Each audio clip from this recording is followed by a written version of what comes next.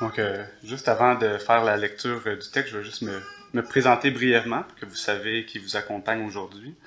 Donc, mon nom est Michael Saint-Amour, je suis membre de l'Église réformée Saint-Paul de Repentigny. J'ai 29 ans, je suis marié, père de famille. J'ai 2 beaux petits-enfants, j'ai Timothée qui vient d'avoir 2 ans, puis Talia qui a 9 mois. Donc, deux petits bébés assez récents. Et puis, je suis étudiant en théologie. Pour l'ERC, je suis candidat au ministère pastoral, c'est-à-dire que mon Église a discerné un appel pour le ministère pastoral, puis je suis mentoré et formé en vue de devenir pasteur.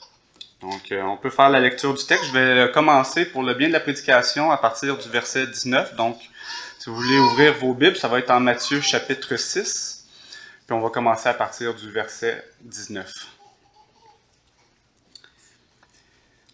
Voici ce que l'Esprit nous dit dans sa parole. Ne vous amassez pas des trésors sur la terre, où les mythes et la rouille détruisent et où les voleurs percent les murs pour voler. Mais amassez-vous des trésors dans le ciel, où les mythes et la rouille ne détruisent pas et où les voleurs ne peuvent pas percer les murs ni voler. En effet, là où est ton trésor, là aussi est ton cœur. L'œil est la lampe du corps. Si ton œil est en bon état, tout ton corps sera éclairé. Mais si ton œil est en mauvais état, tout ton corps sera dans les ténèbres. Si donc la lumière qui est en toi est ténèbres, combien ces ténèbres sont grandes? Personne ne peut servir 2 maîtres, car ou il détestera le premier et aimera le second, ou il s'attachera au premier et méprisera le second. Vous ne pouvez pas servir Dieu et l'argent. C'est pourquoi je vous dis, ne vous inquiétez pas de ce que vous mangerez et boirez pour vivre, ni ce dont vous vous habillerez pour votre corps. La vie n'est-elle pas plus que la nourriture et le corps plus que le vêtement? Regardez les oiseaux du ciel, ils ne sèment pas et ne moissonnent pas. Ils n'amassent rien dans les greniers, et votre Père céleste les nourrit. Ne valez-vous pas beaucoup plus qu'eux? Qui de vous, par ses inquiétudes, peut ajouter un instant à la durée de sa vie? Et pourquoi vous inquiétez au sujet du vêtement? Étudiez comment poussent les plus belles fleurs des champs. Elles ne travaillent pas et ne tissent pas. Cependant, je vous dis que Salomon lui-même, dans toute sa gloire, n'a pas eu d'aussi belle tenue que l'une d'elles. Si Dieu habille ainsi l'herbe des champs qui existe aujourd'hui et qui demain sera jetée au feu, ne fera-t-il pas bien plus volontiers pour vous, gens de peu de foi? Ne vous inquiétez donc pas et ne dites pas « Que mangerons-nous? Que boirons-nous? Avec quoi nous habillerons-nous? » En effet, tout cela, ce sont les membres des autres peuples qui le recherchent. Or, votre Père céleste sait ce dont vous avez besoin. Recherchez d'abord le royaume et la justice de Dieu, et tout cela vous sera donné en plus. Finalement, notre verset pour notre prédication d'aujourd'hui. Ne vous inquiétez donc pas du lendemain, car le lendemain prendra soin de lui-même. À chaque jour suffit sa peine. Et le message d'aujourd'hui s'intitule « L'inquiétude dans le monde et la quiétude en Christ ».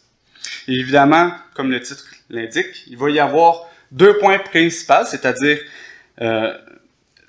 l'inquiétude et ses problématiques. Et le deuxième point, c'est la quiétude et son objet, Jésus-Christ. Débutons donc avec le premier point, l'inquiétude dans le monde.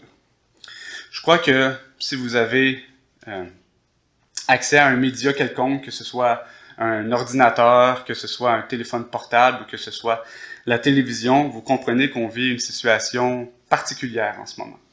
Alors, en premier lieu, où il semblerait que ce soit la fin d'une pandémie mondiale qui a duré plus de 2 ans. Et pour rajouter à cela, en plus, il y a la Russie qui a décidé d'envahir l'Ukraine et ça a causé beaucoup de problématiques au niveau international, mais surtout ici en Occident. Puis au Québec, les retombées de tout ça fait en sorte que l'inflation a grimpé à un prix, à une vitesse fulgurante. Le prix de l'essence est devenu complètement ridicule. L'épicerie est inabordable. L'achat de certains automobiles frôle le 5 ans d'attente. Je sais, je viens de m'acheter un nouveau véhicule. Et le marché usagé est saturé. Les prix sont gonflés. Même chose pour les taux d'intérêt. Et on ne parlera pas des maisons dont le prix a doublé ou voire triplé dans la dernière année. Les salaires, eux, ils suivent tout simplement pas l'inflation. Alors, c'est facile de faire le calcul et de se dire qu'on arrive moins qu'on arrivait il n'y a pas si longtemps. Nous vivons dans une période difficile où le doute est très fort et l'anxiété communautaire est à son apogée. Vous savez, j'ai choisi le texte de ce matin pour une raison très, très particulière. Ça a été invoqué à mon église il n'y a pas si longtemps que ça, quand j'ai été reçu comme membre, puis ça me fait plaisir de le redire aujourd'hui. J'ai la ferme assurance que c'est par ce texte précis, par ces paroles de Jésus précises-là, que j'ai été appelé au salut par grâce au moyen de la foi seule en Jésus-Christ. Je vous explique. Avant d'être chrétien, j'étais quelqu'un qui faisait des troubles d'anxiété chronique. Je pouvais regarder mon compte en banque 7, 8, 9 fois par jour. Tout était calculé, tout était quantifié. Chacune des dépenses que je faisais était vue et revue encore une fois pour m'assurer que c'était absolument nécessaire que je dépense pour ça. Je faisais énormément d'anxiété à cause de ça. Même parfois, je faisais des crises d'anxiété au travail et je devais quitter le travail pour ces raisons-là. Et finalement, au bout de la ligne, toutes les raisons pour lesquelles j'étais aussi anxieux faisaient en sorte que je profitais pas des raisons pourquoi je pensais qu'il fallait que je sois aussi anxieux. Et la roue tournait comme ça, constamment. Et ce que je pensais être quelque chose de bénéfique est devenu ma plus grande malédiction. Et à certains degrés, ce fardeau représente un des fléaux les plus actifs de notre société. Maintenant, j'aimerais qu'on prenne un court moment de réflexion ensemble. Je veux pas que personne lève la main, mais j'aimerais tout simplement qu'on médite sur ces questions-là. Y en a-t-il ici, cette semaine, qui ont été anxieux face au prix de l'essence? Y en a-t-il ici, cette semaine, qui ont été anxieux à raison de leur travail? Y en a-t-il ici, cette semaine, qui ont été anxieux en lisant le journal ou en visionnant un poste de nouvelles à la télévision? Y en a-t-il ici, cette semaine, qui ont été anxieux pour des raisons monétaires ou à cause de la guerre, de la famille, la peur d'être en retard au travail? J'imagine que je suis pas le seul qui aurait levé la main dans l'assemblée. On a tous nos épisodes d'anxiété, courtes ou longues, modérés ou sévères. On a tous certains moments où le cœur nous débat, où l'attente est interminable. Nous ne sommes pas les seuls à vivre de l'inquiétude, loin de là. Même les apôtres du Christ ont vécu des grandes périodes d'inquiétude, qu'on peut le lire en Matthieu chapitre 8, verset 25. Les disciples s'étant approchés, le réveillèrent et dirent « Seigneur, sauve-nous, nous périssons ». Ils étaient ensemble à côté de Jésus. À côté de Jésus, ils étaient pourtant inquiets. Et si on lit les Écritures de gauche à droite, à partir de la Genèse jusqu'à l'Apocalypse, on se rend compte que Adam a fait de l'anxiété. On se rend compte que Noé a fait de l'anxiété. On se rend compte qu'Abraham, que Moïse, que David, que Jérémie, qu'Ésaïe, ils ont tous, à quelque part, souffert d'anxiété. Relisons ensemble les versets 31 et le début du verset 32. Ne vous inquiétez donc pas en disant « Qu'allons-nous manger » ou bien « Qu'allons-nous boire » ou bien « De quoi allons-nous nous vêtir » Tout cela, c'est ce que les gens de toutes les nations recherchent sans relâche. Oh, j'ai peut-être pas changé la traduction ici. Ça reste le même texte. Qu'est-ce que le monde peut vraiment nous offrir? C'est ça la question. Si ce n'est que des choses périssables, des choses passagères. Nous n'avons jamais suffisamment. Il y a un long moment déjà, j'ai vu une photo sur un réseau social qui m'a interpellé. La photo était en plusieurs étapes. La première photo, c'était un homme en bicyclette qui se promenait à côté d'un homme ou d'une femme qui se promenait avec un automobile usagé, mais fonctionnel. Puis il se disait, j'aimerais tellement ça, avoir un auto. Le deuxième, dans sa voiture usagée, voit quelqu'un passer avec une Porsche, une Mercedes, une voiture de luxe, une voiture sport. Et cette personne-là bavait, elle disait, je me vois tellement conduire une belle Porsche comme ça. La personne dans la Porsche, elle, conduit et voit un hélicoptère passer. Puis elle se dit, ça irait tellement plus vite en hélicoptère. On serait tellement mieux. La personne dans l'hélicoptère, elle, passe près de la mer, voit une personne avec un yacht. Il se dit, oh, j'aimerais ça avoir les moyens d'avoir un beau gros bateau comme ça pour pouvoir inviter des amis, faire des fêtes. Mais la dernière photo, elle, c'est un homme dans son appartement, en chaise roulante, qui regarde le premier personnage en vélo puis qui se dit, j'aimerais donc ça avoir des jambes pour pédaler. Mes frères et sœurs, en Christ, nous avons déjà bien plus que ce qu'il nous faut. Et encore, nous avons bien plus que ce que nous méritons. Les gens de ce monde ne sont jamais satisfaits de rien, car ils cherchent à combler la place que seul Jésus peut combler. Les pièges du diable sont présents et sont toujours aussi efficaces que depuis qu'il a murmuré dans le jardin d'Éden, « Vous serez comme Dieu ». En ces temps troubles, souvenons-nous que chaque goutte de sang que Christ a versée à la croix, il les a versées pour notre rédemption. Jésus nous exhorte à ne pas nous inquiéter de ces choses, car c'est ce que les gens de toutes les nations, c'est-à-dire les païens, ceux qui n'ont pas mis leur foi en Jésus-Christ, recherchent sans relâche. Mais notre Père Céleste sait ce dont nous avons besoin. Wow. Nous sommes appelés à vivre dans ce monde, mais à nous démarquer, c'est-à-dire à être une lumière et un sel dans ce monde. Et nous sommes aussi appelés à ne pas être du monde, c'est-à-dire à ne pas vivre selon les mêmes standards, les mêmes principes, le même mode de vie ou la même éthique que les gens de ce monde. Et c'est parfait ainsi. Si ce monde court après l'argent, après l'influence, le pouvoir, les dominations, c'est qu'il court à sa perte.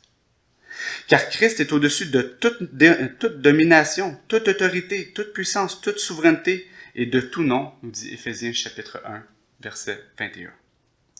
Notre texte nous dit « Ne vous inquiétez donc pas du lendemain, car le lendemain s'inquiétera de lui-même. À chaque jour suffit sa peine. » Et c'est le deuxième point de notre prédication aujourd'hui, la quiétude en Jésus-Christ. L'objet, la raison du pourquoi nous n'avons pas à nous inquiéter de rien, c'est que nous sommes en Christ. Pour comprendre notre verset, je crois qu'il est important de comprendre le contexte dans lequel Jésus dit ces paroles. Il s'agit de l'épilogue, ou c'est la fin, si on veut, du sermon sur la montagne, ce fameux sermon.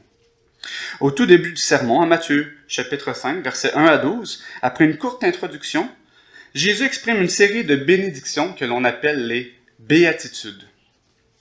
Ces béatitudes sont des promesses eschatologiques, c'est-à-dire des promesses reliées à la fin des temps. Elles sont des déclarations royales de la faveur de Dieu sur les citoyens de son royaume, vous et moi, qui a déjà commencé et dont nous attendons le plein accomplissement. Ces béatitudes et leur caractère majoritairement céleste révèlent que leur réalisation entière aura lieu au retour de Jésus-Christ. Il y a donc une part de vérité qu'on peut s'approprier dans ces bénédictions et il y a une part dont on attend encore la réalisation. Ensuite, versets 13 à 16, nous sommes, en tant qu'imitateurs du Christ, appelés à être le sel de la terre et une lumière pour le monde.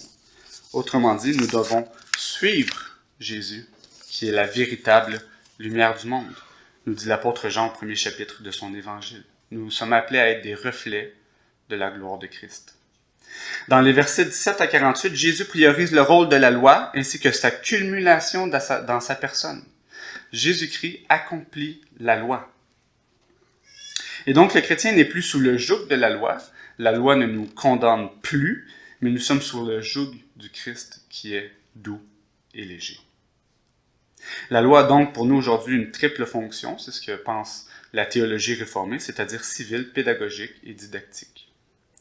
Par la suite, chapitre 6, versets 1 à 18, Jésus énumère 3 pratiques fondamentales pour le juste, soit la charité, la prière et le jeûne. Et puis, avant d'arriver à notre passage, le sujet est celui de la loyauté absolue. Le premier paragraphe porte sur l'accumulation des trésors, le deuxième sur l'œil comme lampe du corps, et le dernier sur le fait de servir 2 maîtres, Dieu et l'argent. Le sermon sur la montagne porte en lui un regard centré sur le royaume de Dieu, sur les bénédictions accordées à ses citoyens, mais aussi sur les malédictions accordées aux citoyens de ce monde, à ceux qui cherchent les bénédictions dans les lieux terrestres. Il rappelle l'antithèse entre la descendance de la femme et la descendance du serpent en Genèse 3.15, lorsque Dieu promet à la descendance de la femme qu'il va écraser la tête du serpent et que le serpent lui mordra le talon. Et même si ces personnes qui ne sont pas en Christ, mais en Adam, c'est-à-dire sous la condamnation, sont capables de travailler au bien commun et à l'avancement de la société, leurs aspirations et leurs désirs sont strictement distincts des nôtres. Ces personnes-là recherchent leur propre gloire. Nous cherchons la gloire de Dieu. Relisons ensemble rapidement les versets 31 à 33. On va avancer comme ça, pour comprendre en quoi consiste la quiétude en Christ à la lumière du sermon sur la montagne. Ne vous inquiétez donc pas en disant « Qu'allons-nous manger ?» ou bien « Qu'allons-nous boire ?» ou bien « De quoi allons-nous nous vêtir ?» Tout cela, c'est ce que les gens de toutes les nations recherchent sans relâche. Car votre Père céleste sait ce dont vous avez besoin. Cherchez d'abord le règne de Dieu et sa justice, et tout cela vous sera donné par surcroît. Dieu est souverain. Et non seulement il est souverain, mais il est omniscient. C'est-à-dire qu'il connaît tout. Son intelligence n'a point de limite, c'est ce que nous dit le psaume 147, verset 5. Dieu est l'être en qui il n'y a ni début, ni fin, et dont la connaissance est égale à son essence, c'est-à-dire que sa connaissance est infinie. Dieu est chacun de ses attributs. Il n'est pas 10% amour, Dieu n'est pas 10% justice, il n'est pas 10% puissance, il est 100% de chacun de ses attributs. Si la Bible nous dit que Dieu est amour, Dieu est 100% amour. C'est la raison pour laquelle vous entendrez parfois que Dieu est simple. Il est indivisible. Nous ne pouvons pas dire que Dieu est une petite partie de ci ou une petite partie de ça. Dieu est 100% tout ce qu'il est. Il n'est pas composé de plusieurs attributs, il est tous ses attributs. Dieu n'est pas comme nous, il n'est pas sujet au temps. Dieu n'est pas sujet à l'espace. Il n'est pas restreint ou il n'est pas influencé par aucune source extérieure à lui-même. Et non seulement il connaît tout et peut tout, mais il est amour. Si Dieu était distant, si Dieu ne s'était pas révélé à nous, on aurait peut-être une raison de s'inquiéter. Mais Dieu est autant infiniment élevé au-dessus de nous, mais il est aussi infiniment tout près de nous. Et notre réconfort, c'est qu'il connaît nos besoins. Nous sommes ses enfants.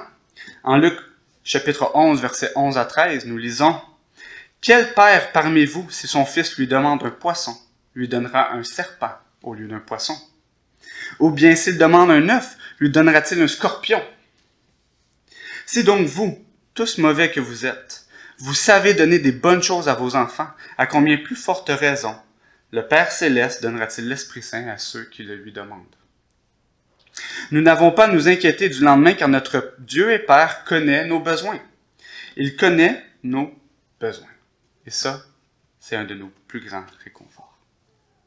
Paul dit en Philippiens chapitre 4 verset 6, « Ne vous inquiétez de rien, mais en tout, par la prière et la supplication, avec des actions de grâce, faites connaître à Dieu vos demandes. Et la paix de Dieu qui surpasse toute pensée gardera votre cœur et votre intelligence en Jésus-Christ. » Oui, par la prière, en Jésus-Christ, la quiétude est possible. La paix de Dieu nous gardera. Priez sans cesse, nous dit l'apôtre Paul en 1 Thessaloniciens, chapitre 5, verset 17. Et dans nos périodes d'anxiété, soyons enclins à remettre nos doutes à notre Seigneur. Nos enfants nous supplient parfois d'avoir des biens matériels qui nous semblent plus qu'anodins, alors combien à plus forte raison devons-nous supplier notre Père Céleste de nous délivrer de ces fardeaux? Il nous écoute comme il écoute son Fils puisque nous sommes unis à Jésus-Christ. Notre identité, notre nouvelle identité en tant que chrétiens, c'est que nous sommes en Jésus-Christ. Nous ne nous appartenons plus à nous-mêmes, mais nous appartenons au Christ. Et la deuxième raison de notre quiétude en Christ est tout aussi simple. Nous ne contrôlons rien.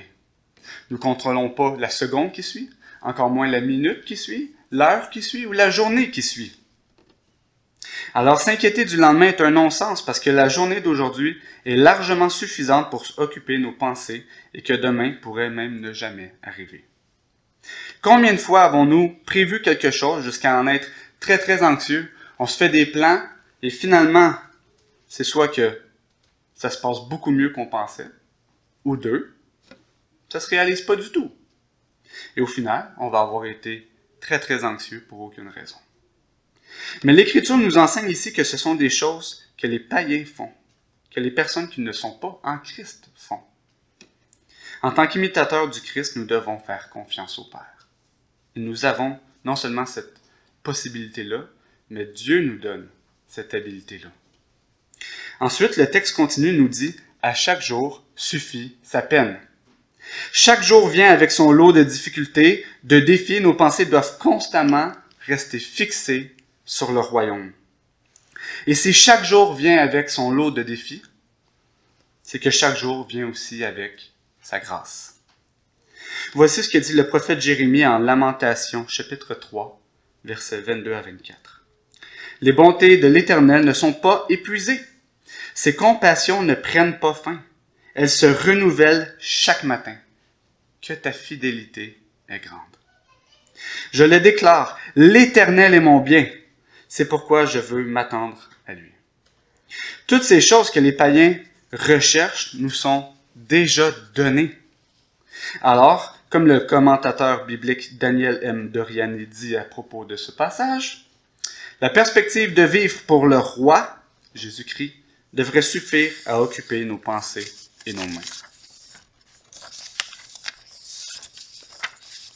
Paul dit dans un autre contexte que celui de notre texte d'aujourd'hui, il nous rappelle une vérité similaire, il dit, en Romains, chapitre 14, verset 17, « Car le royaume de Dieu, c'est non pas le manger ni le boire, mais la justice, la paix et la joie par le Saint-Esprit. » Le grand réformateur Jean Calvin ajoute, « Lorsque Christ déclare que Dieu nous a donné le royaume, et pour aucune autre raison, mais parce que cela lui a plu, il est parfaitement évident qu'il ne s'obtient pas par le mérite des œuvres.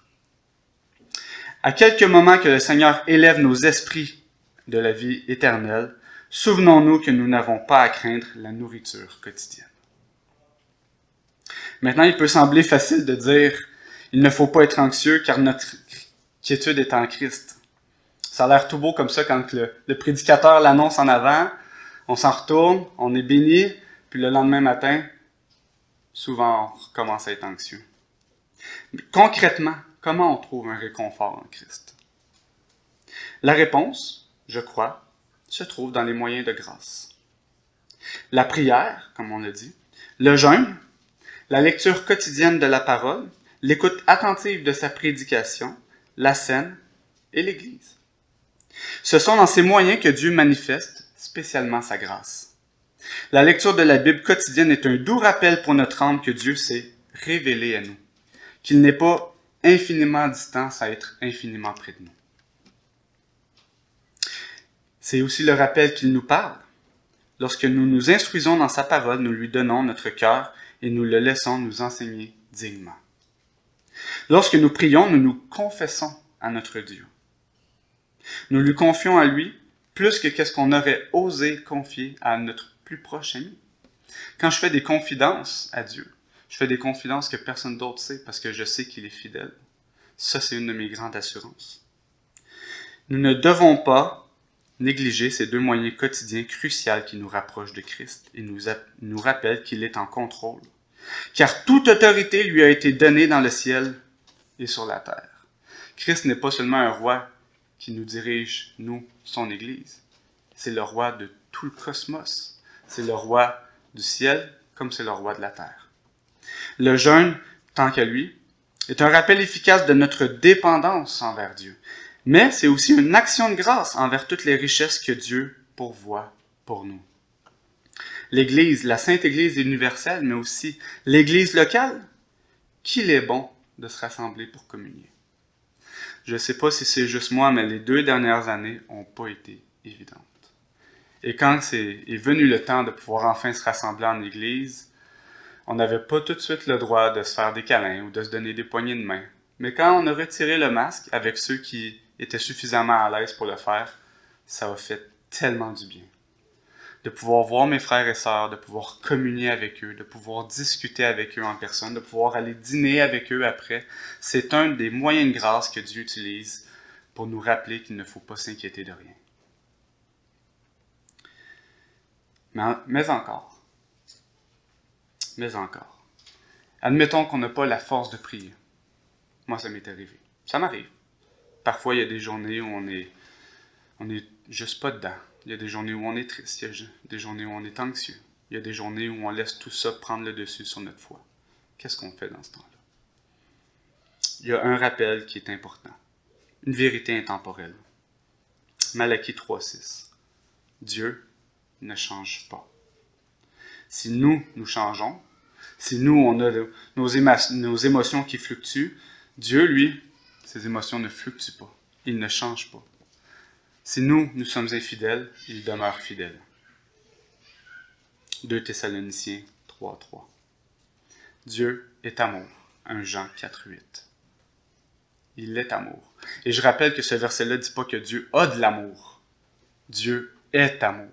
Il n'a aucune source à l'extérieur de lui-même qui lui permet d'avoir de l'amour. Il est lui-même la source de tout amour dans le monde.